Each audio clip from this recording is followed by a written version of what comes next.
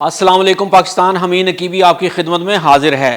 Tehran کے بیچوں بیچ سڑکوں پر traffic رواں دواں تھی۔ ایرانی جنرل سکون سے اپنے بیڈ روم میں سو رہا تھا۔ ریڈارز خاموش تھے، ایئر ڈیفنس مکمل طور پر چپ اور پورا ملک گہری نیند میں۔ لیکن اسی لمحے ایران کے دارالحکومت تہران میں موساد کا خفیہ ڈرون بیس ایک مہلک حملے کی تیاری مکمل کر چکا تھا۔ جی ہاں، یہ لمحہ فکریہ ہے کہ موساد کا نیٹ ورک کس حد تک مضبوط ہے کہ ایران کے دارالحکومت میں ہی موساد اسرائیلی ڈرون تیار کر رہا تھا۔ پھر جب پورا شہر سو رہا تھا تو اچانک سے ڈرون حملہ شروع ہوا۔ یہ ڈرون اسرائیل سے نہیں بلکہ ایران کے اندر سے ہی اڑتے تھے۔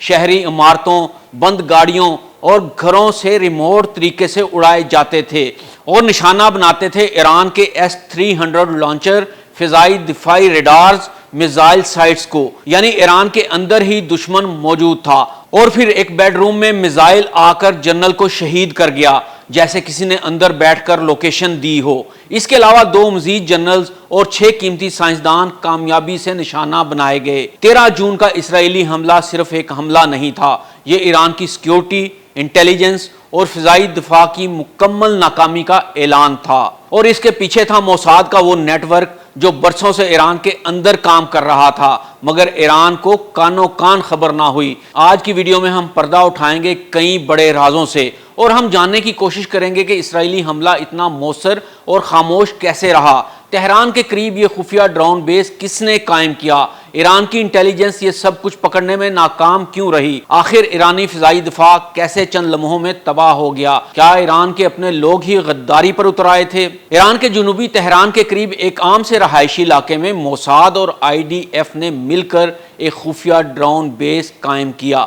یہ بیس کسی فوجی کمپاؤنڈ میں نہیں بلکہ عام شہری عمارتوں، بند گاڑیوں اور دکانوں کے اندر قائم تھا تاکہ کوئی شک نہ ہو۔ اور پھر ان علاقوں سے ہی اسرائیل کے دھماکہ دار کاماکازی ڈرونز ریموٹ طریقے سے اسفجا آباد کے میزائل لانچر اور SAM بیٹریز پر فائر کیے گئے اور یہاں سے ہی تہران میں موجود ایران کے ایئر ڈیفنس ریڈار پر بھی خودکش ڈرون حملے ہوئے اور یہ تمام سسٹم ناکارہ بنا دیے گئے۔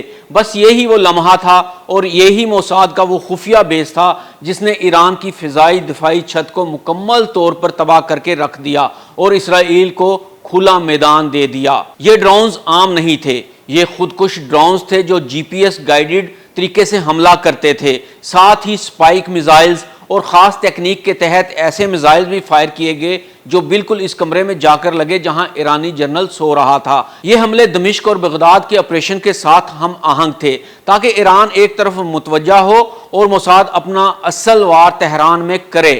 یہاں سوال یہ پیدا ہوتا ہے کہ ایران کی تو اپنی انٹیلیجنس بہت سٹرونگ ہے، تو پھر ایران کی خفیہ ایجنسی کو کیوں پتہ نہیں چلا کہ ان کے دارالحکومت میں ہی موساد کا بڑا بیس کیمپ بن چکا ہے؟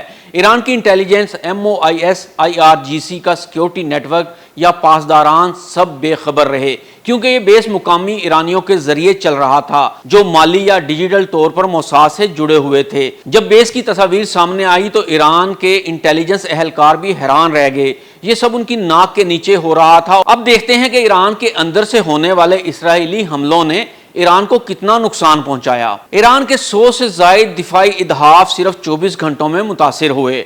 S-300 لانچر اور surface to surface missile sites اور SAM بیٹریز اور اہم ریڈارز تباہ کیے گئے۔ ایرانی ایئر ڈیفنس نیٹ ورک اس قدر کمزور بنا دیا گیا کہ اسرائیل کے حملے کسی رکاوٹ کے بغیر مکمل ہو گئے۔ حملوں کے بعد اسرائیل نے اس خفیہ بیس کو یا تو فوری ختم کر دیا یا اسے مکمل غائب کر دیا۔ ایران کو کوئی گرفتاری، کوئی ملبہ، کوئی ثبوت نہ مل سکا۔ یہ اسٹیلتھ آپریشن اتنا شفاف تھا کہ ایران اب تک سمجھنے سے قاصر ہے کہ ہوا کیا ہے۔ موساد کے انٹیلیجنس اور کیمپس کا کسی بھی ملک کے دارالحکومت میں موجود ہونا دیگر اسلامی ممالک کے لیے بھی لمحہ فکریہ بن چکا ہے، جو یہ سوچنے پر مجبور کرتا ہے کہ کیا یہ دیگر ممالک میں بھی موساد کے نیٹ ورک ایسے ہی تو موجود نہیں ہیں۔ 13 جون کے حملے نے دنیا کو دکھا دیا کہ جنگ صرف ہتھیاروں سے نہیں، معلومات اور حکمت عملی سے جیتی جاتی ہے۔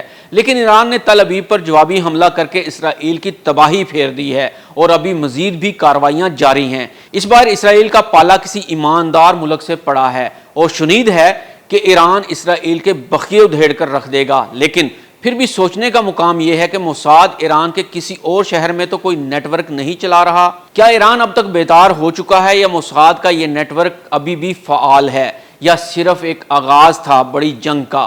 آپ کی رائے ہمارے لیے بہت اہم ہے، کمنٹس میں ضرور بتائیے گا۔ حمید نقیبی کو اجازت دیجیے، اللہ حافظ۔